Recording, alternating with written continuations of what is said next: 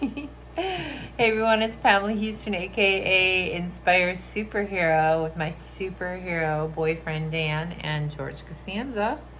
And today is day 9 of my 31-day Mind Body Nutrition Challenge, and we are here to talk a little bit about cholesterol, right? George made me yawn. Sorry, George. Don't yawn. John made me yawn. George made me yawn when he yawned. Yes, we're talking about cholesterol, something I talk about every day to people. And Dan, you've been a nurse for almost 34 years? Something like that. Something like 33. that? And you're a wellness coordinator, and that's what you do. You talk to your patients all day long about preventative measures, just like I do in a different way. But you're looking at, your patient's blood work, being a nurse and all of that, and over the years working in hospitals and surgeries and ERs and you name it, right? Everywhere, yeah. All kind of different places. You've kind of probably studied the human body and like what causes these people to be so sick, and how can we get them to heal faster without pumping them full of medicine, right? And well, you have to remember about medicine. Medicine, normally what drugs do for metabolic diseases, they take care of the symptoms. They don't take care of the root of the problem.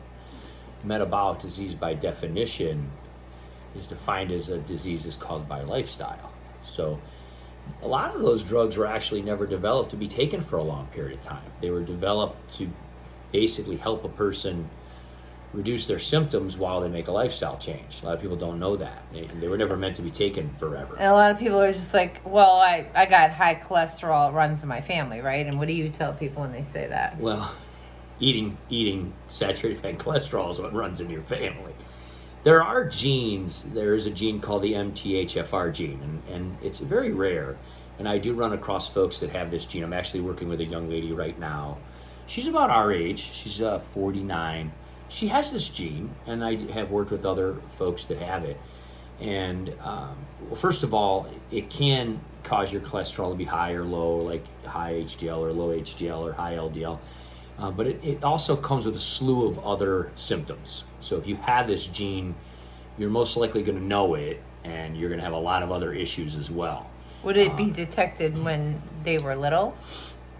Usually they'll find it younger because they'll look for it because there's going to be so many other symptoms that go along with it, endocrine issues and things like that.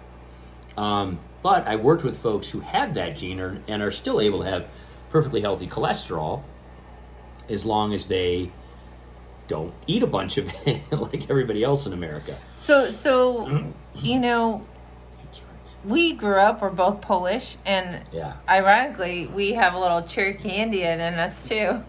So, but I grew up like you, Polish, German, with potato pancakes and potatoes fried in bacon grease and bacon and butter and Crisco. Pierogies. How about Crisco? Making those pies with Crisco. Yeah. I'm surprised we're both still alive. Kielbasa, all that stuff. I do want to say is the reason I do what I do, being a superhero, and I'm going to be 54 years young almost, is that the majority of most of my family members, maternal and paternal, are deceased. They're dead because of their lifestyles. Mine too. Mine too, and they didn't die much older than us, to be honest with you. And a lot of doctors who I went to see said things like, hey, this runs in your family, you better be careful, or whatever. Well, you don't have to be careful. You just have to change some of the things you're doing. You don't have to necessarily go vegan or plant-based or vegetarian or whatever, but you certainly can cut down some of that. A lot of times people ask me, they say, what can I do to lower my cholesterol? And the answer is very simple. And this is what you said you really wanted to talk about in this video. Mm-hmm. It's simply, you can't eat it. There isn't anything that really lowers cholesterol. So people don't realize how much cholesterol is in animal products. Yeah, dairy is huge cholesterol, eggs, one egg, meat. being a natural figure bodybuilder over the years, I was told by the bodybuilding community. I mean, I actually couldn't stand eggs, and I forced myself to eat them hard boiled, and the actual middle of that egg has all the cholesterol. It's literally a ball of cholesterol. That's what it is. And eggs are what, Dan? Well, they're ovum from a chicken, so they're also full of estrogen. You know, the egg industry tries very hard to try to do their own research and trick people and all these things. But I'll tell you this: if you want to see your cholesterol go down, stop eating egg yolks, and it always lowers it. I mean, we'll give you a perfect example. Even when we met, as healthy as you were, you went plant-based, and your cholesterol went down like 50% right away. Like right away. Well, I never had any issues, but, eating But it went a lot lower. Yeah. Yeah. And your HDL went up because you weren't having some of those other oils and fats to compete with your omega-3s, and so you started having more flaxseed and some of the things that we do. So your HDLs are they're almost 90 now, right? Oh, I don't even know. They're just I think they were super 89 low. or something, and then your LDL was like 60. So your HDLs are actually higher than your LDL.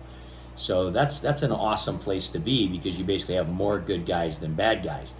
Most of the people I talk to have ratios, between 5 and 10, which means they have 5 to 10 times more bad guys than good guys. You know what I mean? Which is not a place to be. The American Heart Association recommends a ratio between 2 and 3. So you don't want, a ratio 5 to 10 like most of the people I talk to. Most of those people just don't get any guidance from anyone. Their doctors don't ask them what they eat. Their doctors don't talk to them about cholesterol. They just say it runs in your family. You're going to have to take this statin. And what we don't understand about statins is, again, they only tell your liver to make a little bit less LDL than it already does. They don't have any effect whatsoever on what you're taking in.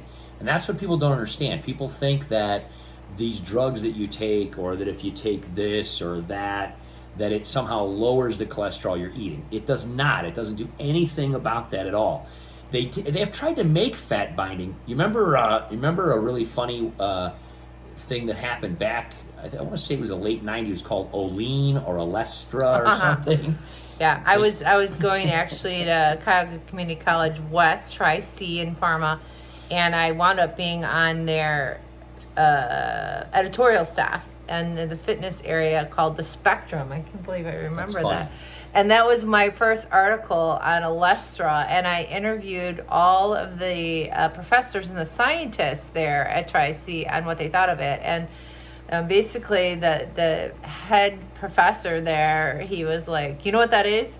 That is your drapes. It's polyester. Yeah. They melt it and they're putting it in chips, and you're eating it, and you're getting instant diarrhea. Yeah, it gave everyone diarrhea.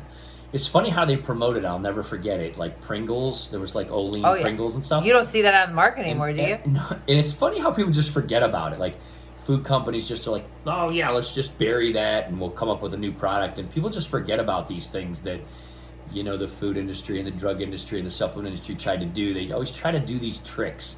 Like, hey, let's just give everyone diarrhea so they don't ingest. And I tell people, when we were growing up, I mean, there was no food labels. There was no guidance, and people were dying of, heart disease and all these other things, and and now what Nobody you and really I talked about it, and even now, all these years later, doctors still tell their patients like it runs in your family, but again, it doesn't really run in. It's 99% of the time that's not the case. What runs in your family is eating those buttered pierogies and eating those, dumplings and gravy and kielbasa that ran in our family. We stopped eating that, and we both have cholesterol that's around 105. We have levels and of you're cholesterol. 50 years young, soon to be 51, and I'll be 54 years young, and we're both parents, and it's just like we have to make choices. I have clients all the time. Oh, it's just it's so hard, and it's my other family members are eating this and that, and I say, well, so is my family, but Yeah. I understand, but you can eat this instead of that and change your life. What's funny about that is, well, first of all, try to make it a family affair. You should, because your kids are going to end up with the same illnesses that you have if you don't ingrain it into them, and you don't want that for them. The obesity rate in children, and the teenagers, metabolic disease, and just in general of it's not just about the fat on the outside, it's what's going on in the inside. Insulin receptibility, so many things. But I know for a lot of my family, and families that I've been involved with in the past, with like exes and things like that, they would always joke around about some of the foods that I would bring to like family functions, because that's what and I knew what would be there, so I would bring a lot of my old food. And I remember I brought some things and they were kind of like, well, that's silly or whatever. It's Thanksgiving. You should be eating this. You should be eating that. And then as soon as dinner started and everyone got done eating, everyone would start complaining about all their health issues, right? Everyone would start, oh, I have to check my sugar and I have to do this. And most of these people were younger than me. And I thought, how are they not making the connection that the way that they're eating, as much as it might be a reward, they hate the way that they have to take all these medications, and they hate the way that they feel, and they hate the way that they don't have energy, and they don't have, but they can't just correlate it to say, maybe if we just didn't eat this stuff. So what's the solution? People are like, what's that one thing? Well, it's not just one thing, though. Yeah. But it's amazing how many people would, they think this is the normal food, this is what we eat, and then they sit around after they eat at every family gathering and complain about their health. And I'm like, well, there's a relationship between that. And that's the part that people mostly kind of disconnect. They don't want to believe or think that the food that they're eating is causing their illness. They want to believe that it's their genetics or that it runs in their family, or whatever. Runs in your family just means you eat like the rest of your family most of the time. I tell people a lot of times if they say, hey, my doctor told me it runs in my family, I say, have you ever seen a geneticist? You can certainly get your genes checked. We mapped out the human genome 30 years ago. When I was in college, they mapped out the human genome. We know the whole human genome. You can go and you can see a geneticist and you can get tested. Now they have all these things you can just do it in the mail, 23andMe and all these things. You can find out, you can pay a little extra. I think it's only $100. You can find out pretty much your whole genetic thing to see what diseases you'll have, what cancers and everything. So it's not expensive to find those things out, but very few people actually pursue that. They just hear those words and they want to believe, well, it's in my genetics, so there's nothing I can do. So how can people get off their statins? Stop eating so much cholesterol. I mean, your body makes cholesterol. You certainly don't need it. We don't require it as human beings. It's a non-essential fat. There are 30 fats that exist in nature, and only 2. It used to be thought that omega-9 was essential, and it's really not. The only 2 that are really essential are omega-3 and omega-6. Omega-6 you never hear about because it's literally in everything. Like, you could eat like a French fry, anything in vegetable oil, anything, nuts, seeds, anything at all, you're going to get omega-6. The problem is most people don't get enough omega-3s, and then that results into inflammation, lowering HDLs, things like that. So, get some flax seeds, flaxseed oil, certainly some algae, kelp, or seaweed of some sort. Get a little vegetable sushi once in a while. Yeah, and I didn't think I would like that, but I'm not a fan of like the little seaweed, chips and stuff. I'm not either. But putting it in vegetable sushi and stuff like that is really good. Yeah, we have miso soup and we have vegetable sushi. Jack actually likes it quite a bit. He has it at least once a week. And it's nice to know, you're getting that DHA directly from the source. But at the end of the day, you can also get all 30 of your fatty acids checked. You can go to your doctor. I did that several years ago. I want to say 4 or 5 years after going plant-based. Got some shakiness there. I know, sorry. After about 4 or 5 years of going plant-based, I went to my doctor and I said, hey, I want to do a fatty acid breakdown. And he had been a doctor for about 30-something years, and he never ordered one on anyone ever in his whole career. And I said, well, I know they can do it because I read about it, and I'd like to know if I'm deficient in any fatty acids after being plant-based for 5 years now or whatever. And he said he wasn't sure how to order it. And so I picked up my phone and I said, what's the number to lab? And I called lab. I was sitting in his office. I'm sitting on the exam table, and he's in front of the computer, and we're talking. And I called the lab, and I said, hey, it's Dan, Herman, and I'm sitting here with my doctor, Dr. Such and Such, and we want to do a fatty acid profile on me to make sure that being plant-based. Well, the funny part is in America, being plant-based is actually considered a diagnosis for deficiencies. And so they billed my insurance to do that fatty acid panel. It actually cost about $90 to do that. But because my doctor put down, they don't even have a code for vegetarian. It just said, or for vegan, it just said vegetarian. So he put down that I was a vegetarian, and my insurance paid for that fatty analysis panel to be done because I was considered at risk, believe it or not. You know, isn't that funny? So I don't know if I ever told you that story. No. So they did it, and it was very simple. They sent it out. It cost about $90. My insurance covered it because he put that I was vegetarian. And basically what happened is all of my 30 fatty acids were perfectly normal. So even though I wasn't consuming any, animal products, any saturated fat, hardly any saturated fat, once in a while you're going to get a little bit from plant foods, but no cholesterol at all for 5 years, and all my stearic acid and all of those things were completely normal because, again, they're non-essential, and the reason they're called non-essential is because we make them. So 28 of those fatty acids I didn't have basically for 5 years, but they were completely normal. And my DHA was normal, even though I didn't eat fish. And even though I rarely ate seaweed or algae, again, my body converted ALA into DHA. So I got all the DHA that I needed from flax seeds and flaxseed oil and occasional algae once in a while. In fact, my DHA was over the halfway mark. My ALA, of course, was higher. But, at the end of the day, these tests are very easy to get done. You can talk to your doctor about them. If people are concerned about cutting down on animal products and they're concerned that they're going to miss some nutrients, you can easily test for them. My doctor always tests me for vitamin D. He tests my testosterone level, and it's always very high. So in fact, when I went plant-based, my testosterone level went higher, and he was concerned because he thought that for some reason, because some research had shown that if you have lower cholesterol, your testosterone could possibly go down. Mine did exactly the opposite. Even though my LDL was in the 40s and 50s, most of the time I got checked, my testosterone actually went up from 500 to 750, even though I was getting older. So it kind of goes to show you that there's not really a correlation there. If you cut out all the mammalian estrogen, your testosterone will usually go up. And when I work with people for the last decade of working in wellness, when men tell me that they have low testosterone, first thing I tell them is, get rid of the eggs and dairy, they're full of estrogen. And as soon as they do, they get their testosterone checked and it goes up right away. And their LDL, of course, goes down, and then, of course, their blood flow improves because their cholesterol levels go down, and so they get better response there, if you know what I mean, vascularity wise.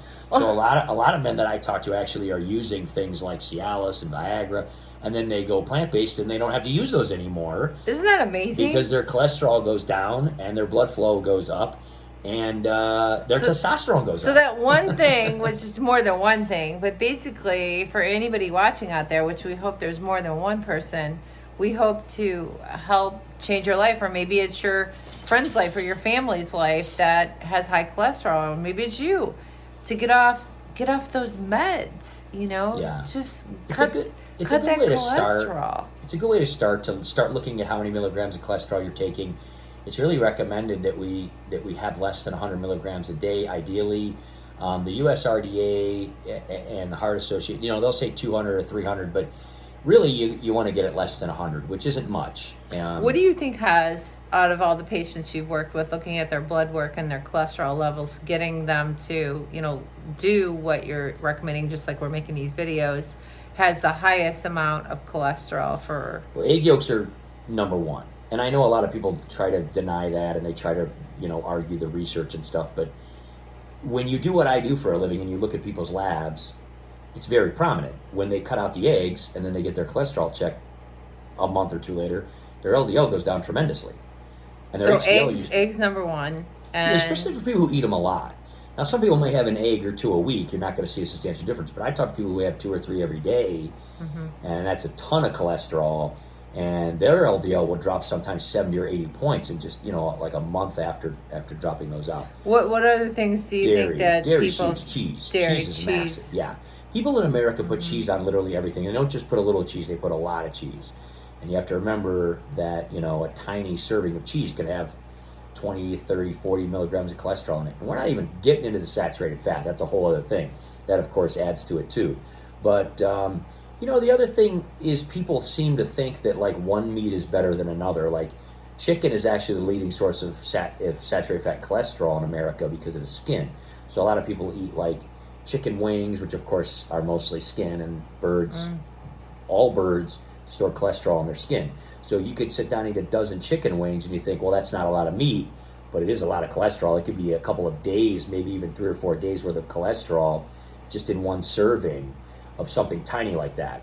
So you'd be better off, just if you really want to eat chicken, just eat boneless, skinless chicken breast, and don't eat a lot. A lot of people eat just too much of it.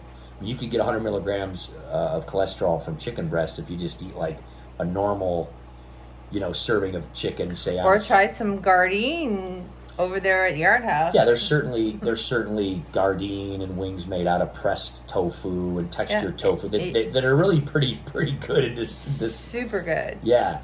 The other thing is, again, people think that certain fish, all the fish that actually have omega-3s are actually quite high in cholesterol, so like herring and mackerel and salmon and, of course, all the shellfish, like the shrimp and the krill and all those things. The other thing, the only one that's not is tuna. Tuna doesn't have hardly any cholesterol that has omega-3s, but tuna is incredibly high in toxins.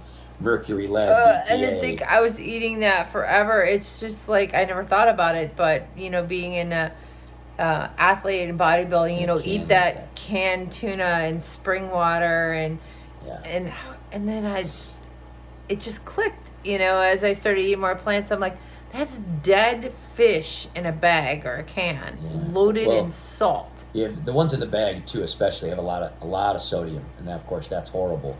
Dehydrates your cells and stuff. So again, a lot of times people worry about these things, but I've pretty much gotten to the point where I don't even really debate with people about the research or anything anymore because I see it with my own eyes. That's the thing.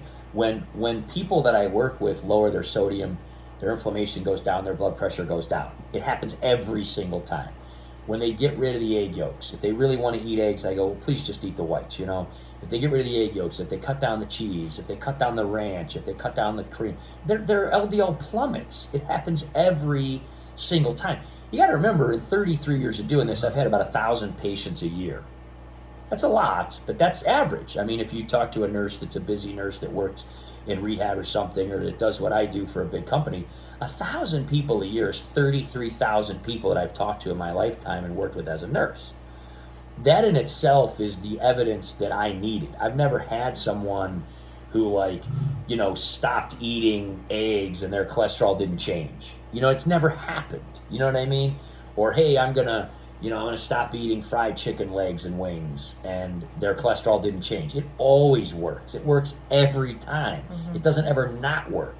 So at the end of the day, we know what causes it, and we know what that leads to. And I see a lot of my clients, my superheroes in training, looking, I just don't know what I'm doing wrong. I'm like, well, just keep a food journal or put it on MyFitnessPal. And we start looking at, I'm just eating salad. Well, what do you put on your salad? Cheese. I use ranch dressing or blue cheese Or put a bunch of olives or avocados. And then I put avocados and olives on there. I'm like, wow, what's a salad? Yeah. So you'd be better. Put some beans. I always tell people, if you're concerned about protein, put some beans on it. You got garbanzo beans, Great Northern beans, soybeans, kidney beans, black beans. Take them out of an organic. You get a can of those organic and low sodium for about $1. It's the cheapest source of protein you can get on the planet. Comes with antioxidants and it comes with fiber. Take a can, throw it in a strainer, rinse it off, cut down the sodium again in half, put it on a salad, put a little vinegar, put a little flaxseed oil, maybe some garlic Mrs. Dash. You're going to have the best salad of your life. Maybe throw in some radishes, carrots. So high fiber. George Costanza's trying to be part of this. Ball. But anyway, we wanted to get this out to you. Dan is living proof of all the people, of your patients that you've worked with. But what would you say to just Twitter version that of it is possible to get off your statins? Oh, gosh. Almost everyone that goes through the program that I work with, if they make those changes and they lower their cholesterol intake and they lower their saturated fat, they're able to get off their statins. And they feel so much better because they cause muscle weakness, they cause a lot of times leg spasms, back spasms. So when I start to go over some of the sorry, George is mad we're not paying attention to him. When I start to go over some of the side effects with them, they don't even realize that's what they're coming from. And they're like, oh, I started having those side effects. And I'll say, when did you start having them? They're like, well, right around the time I started taking statins. And I was like, maybe there's a correlation, you know?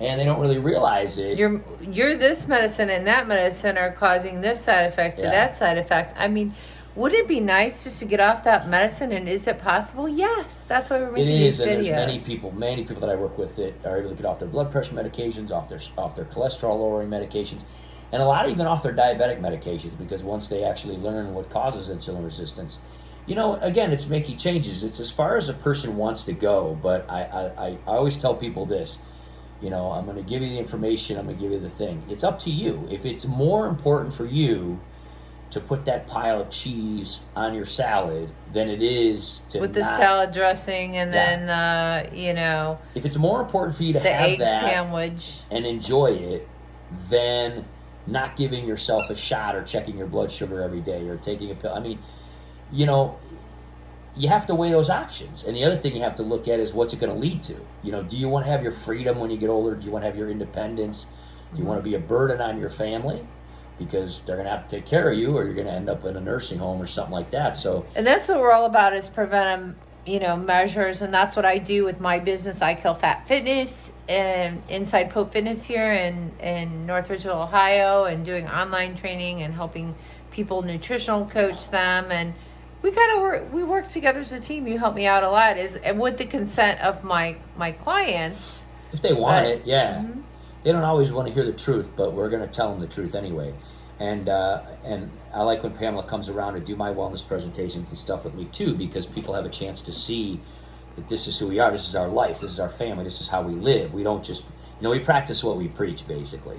And we're telling people that these things work because we know that they've worked for us in our lives, you know, because we came from the same families that most of them did, and the same environments and America and fast food and all those things, and we just made changes. And I didn't just pop out with muscles or anything. Yeah, I mean, right, it's right. You know, I mean, it's a lifestyle change, and there are days we you know, don't feel like cooking all the time, and we do go out to eat, but you know, you just have to be selective. You can still make good choices. Yeah.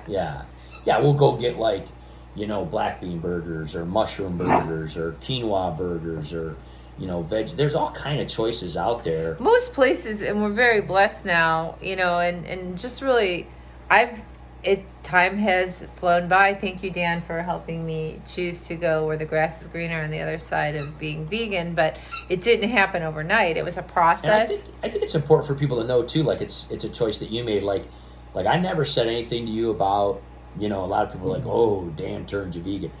I never said anything to you about it at all. It was something that you pursued because you saw how... Well, you're just so knowledgeable. And I mean, my dad, when he was alive, knew, you know, would watch the extreme athletes. He's like, you know, most of these extreme Olympic athletes are vegan. You should do it. And, yeah, you know... dad did a lot of research, and he liked that stuff, and he encouraged you. He liked the fact that I was. I remember him saying that, you know, when I met him. Yeah. But, you know, I think that you saw how me and Jack lived, and you were like, this isn't that hard. You know, I'm going to try it. Well, I need to be educated. And you just went in 100%. Mm-hmm. You just did it, and there was no turning back. And that's the kind of how I did it. I just decided, you know what, I'm just going to try this. And as soon as I did, that was it. It was so easy to do. And this was way before there was Impossible Foods or Beyond. Like when I did it, there was none of that. We have those things like that once in a while, but I'm just saying none of that existed. There was no vegan cheese. There was none of that when I started. And so in the beginning, it was a little more challenging than it is for some folks now, because there are a lot of crossover type of options and things out there. But it wasn't incredibly hard. I just started making a lot of massive salads with beans and stuff on them, and it really wasn't a difficult thing to do. Jack was very interested. I never pushed him into doing it. He liked a lot of the things. I brought him up very cultured, like eating Japanese food, eating, you know, Chinese food, eating Indian food, and he liked a lot of those things, whether they were vegan or not. And he's just always been open to things. And he recently went through some things, kind of being a teenager, you know, growing and going through puberty, and he never really had acne, and he started kind of dabbling in some non-vegan foods with some of his friends and buddies, and he broke out on his nose pretty bad, and he didn't like that. And I said, hey, you know what? I'm just going to tell you, if you cut that stuff back out, it'll get better. And he like literally a week later, they were all gone again. Yeah. And he's like, I'm done. I'm not doing it anymore. Because he was like the only kid in his whole school that like didn't have a single pimple. And a lot of them asked him like, oh, you're so lucky you have good genetics. Well, again, he started having some pizza at school and stuff like that. George just stands up. He wants attention. But it was kind of funny because literally he quit it and then everything went away again. His nose cleared up and he was like, I'm done, you know? So that dairy is going to be another part of my 31-day topic that we'll come back to, and we'll put some links in the description of more. Don't just take it from us. Take it from the research out there. But this one's on cholesterol, so we hope that we've made a difference with some of these suggestions. I'll put in the links below of some of our favorite doctors, like Dr. Michael Greger, and some research on Dr. Greger's cholesterol and things like that. Well, the biggest thing to remember is very simple. Your body makes it. You don't need it. So if we need it, I mean, I haven't had cholesterol in 12 years or something. So if we needed it, what would happen to me? I don't have, thin bones. I don't have low testosterone. I don't have anything that people are afraid to get. So obviously we don't need it. And I'm living proof, and so many other billions of people all over the world throughout history are too.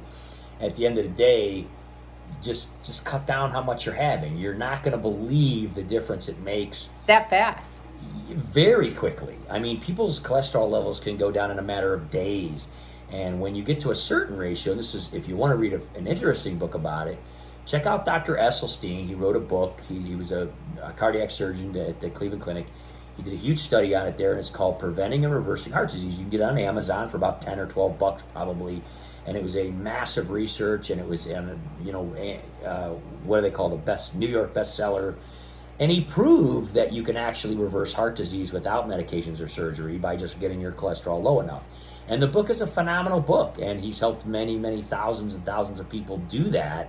And he even published those angiograms where he showed their plaque, it'd be like in their arteries, and then they'd go plant-based, and it would go away, and it would open up, blood to their brain and their kidneys. Amazing. And he just proved it. He proved it.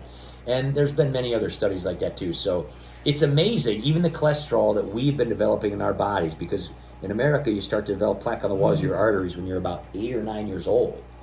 That young in this country because of how we eat. And it's interesting to know that when we started doing this, we got our cholesterol down to that level. We're removing that plaque that we've been putting on since we were kids and teenagers. We're taking it away and removing it. So we're reducing our risk of, stroke and dementia and Alzheimer's, clogging up our brain, and heart disease and peripheral vascular disease and kidney disease, all the things that those closed arteries cause. We're opening them up, and we're removing that plaque that we put there when we were kids. Isn't that awesome to know that we can do that? It's pretty amazing. Well, it's been a great discussion here. Thanks for watching us. It's 33 minutes of packed full of real life information. Say bye, George. Say bye, George. He was so upset. You're supposed to pay attention to me. I just want to be on TV too. George Costanza also, I've shared a little bit, but he's going to be 12. Yes. And he's had a little bit of complications with some fatty non-lipoma cysts in that. And I chose, and we did the research together to make George vegan. Well, we put him on basically a plant-based food, but it has like carnitine supplements. Some dogs are able to make carnitine, some are not. Cats can't at all, from what I've read. But some dogs can, some dogs can't. And so this company that we used does put carnitine supplements in it. And we give them garbanzo beans in that. But George Costanza is feeling amazing, and he's been vegan for 3 months. And last year we go hiking, and I usually bring a backpack to put him in my backpack because he usually can't walk that long. And guess what? He's able to climb the stairs and go long. It's amazing. Yeah, he certainly has a lot more energy. Just in the other 3 thing months. Is these little cysts have shrank. They have. which are amazing. So eating all this extra antioxidants and fiber Did you hear and, that, George? and plant foods. Say, I love my mommy and daddy. Yeah, his cysts have actually shrank. He used to have one on his head that was Yeah, quite big, and it's you gone. can't even see it anymore. I'm feel it. excited to get his little yearly review coming Yeah. up next month, right, George? Well, it seems to be very controversial with people, and of course, people can feed their animals whatever they want. But ultimately, we saw a big change when we started doing this kind of thing with Lacey years ago, giving her more plant-based foods. She's not completely plant-based like George, but she does eat a lot of plant-based foods, and he is completely plant-based now. And I'll tell you what, we have seen a massive difference in his appearance. See, everything. And so is his doctor. His doctor is very impressed. Yeah, so. my doctor had him on like some vitamins for osteoporosis, with the wiener dogs with their back, and they're like, He's you don't- off all of that You don't now. need it. You don't Yeah, need he's it. off all that, and it's just a natural plant-based food. He eats beans, he eats carrots, he eats so many awesome plant foods. And I remember when we met, you're like, he's not going to eat any of that. And he didn't initially, but then he saw Lacey eating a lot of those things, and then he's like, oh, I'll try it. And she was a good influence on him, and he started eating all those things. He never ate berries or anything. Now he eats all that stuff. Yeah. And if you want a little treat for your family and your animals, and especially if you have fur babies and dogs, give them some crunchy curls, lentils Oh, yeah, and they love potatoes those. We've from done videos on those, yeah. Trader Joe's. So They love those. anyway, it's time for us to go. Thanks for watching. Hope we made a difference. If you're interested in getting in the ultimate health or shape of your life, you can DM me today at iKillFatFitness, Inside Pope Fitness, right, Dan? Yes, ma'am. And we can unleash the superhero in you. So thanks for watching.